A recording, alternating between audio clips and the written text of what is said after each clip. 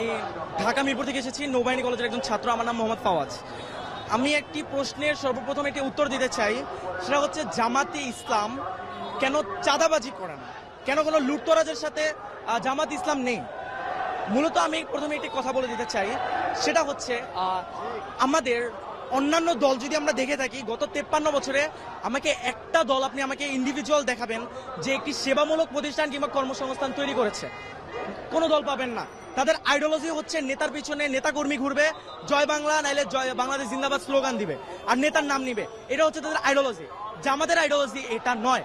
তাদের আইডিওলজি কিভাবে একটি নতুন প্রতিষ্ঠান তৈরি করা যায়। আপনি যদি গত 53 বছরে খেয়াল করেন, অসংখ্য জামাতের হাসপাতাল, অসংখ্য ব্যাংকিং সেক্টর তৈরি করা হয়েছে, যার কারণে জামাতে ইসলামের যে নেতাকর্মীরা রয়েছে পড়াশোনা শেষে তারা যদি চাকরিও না পেয়ে থাকে তাদেরকে ওইখানে নিয়োগ দেওয়া হয়, এবং যার কারণে তাদের চাঁদাবাজি কিংবা এইসব কাজে লিপ্ত হতে হয় না।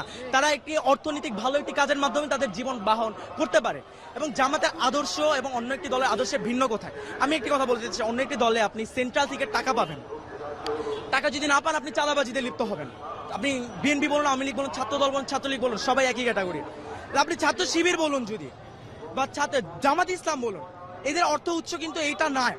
এদের অর্থ উৎসটা কোথায় আমি আপনাকে বলি। ক্লাস 9-এর একটি ছাত্র, আমার নামটা ঠিক মনে নেই, আমাদের গ্রামের বরিশালের একজন ভাই, সে ক্লাস 9-এ থাকতে তার বাবা মা মারা যায়, তার পড়াশোনা সে ছেড়ে দিবে ভেবেছে।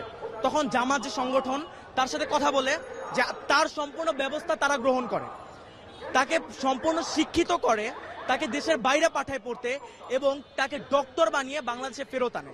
এখন আমার প্রশ্ন, একজন বিবেকবান মানুষ জীবনেও কি তাকে যেই দলটা, যে সংগঠনটা এত উচ্চ একটা পর্যায়ে নিয়ে গিয়েছে, তাকে জাতীয় রাষ্ট্রের সম্পদ বানিয়েছে, তাকে কি, তার কাছে কি কোনো সাহায্য চাওয়া লাগবে দলটা থেকে?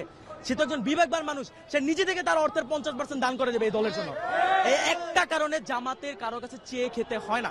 আর জামাতের প্রত্যেকটা নেতাকর্মী যারা রয়েছে তাদের মাস শেষে একটি অ্যামাউন্ট উল্টা দিতে হয়, জামাতে অনুদান দিতে হয়, এবং সেই টাকা দিয়ে এই যে আমি যে বললাম প্রথমে, এই ছেলেটাকে পড়িয়েছে, এরকম অসংখ্য অসহায় এবং দরিদ্র ছেলেকে পড়ানো হয়, ছেলে মেয়েকে, এবং এই টাকা দিয়ে, এই আমাদের অনুদানের টাকা দিয়ে। কারণ আমার প্রশ্ন, যেই ছেলে বা মেয়েটা এত কষ্ট করে দলে টিকে থাকার জন্য টাকা দিতেছে, নিজে থেকে নিজের পকেট থেকে টাকা খরচ করতেছে, তাছাড়া মাস শেষে 2টা করে বই পড়তে হয়, বই পড়ে ওইটার পরীক্ষা ভাইভা দিতে হয়, 5 ওয়াক্ত নামাজ পড়তে হয়, নামাজে সে জামাতে কয় রাকাত পড়তেছে, কয় রাকাত জামাতে পাচ্ছে না, সব রিপোর্ট প্রদান করতে হয়। এত কষ্টের পরেও যে মানুষটাই দলে থাকবে, ওই মানুষটার কি নৈতিকতা নিয়ে কোনো প্রশ্নের আর কোনো দিক রয়েছে?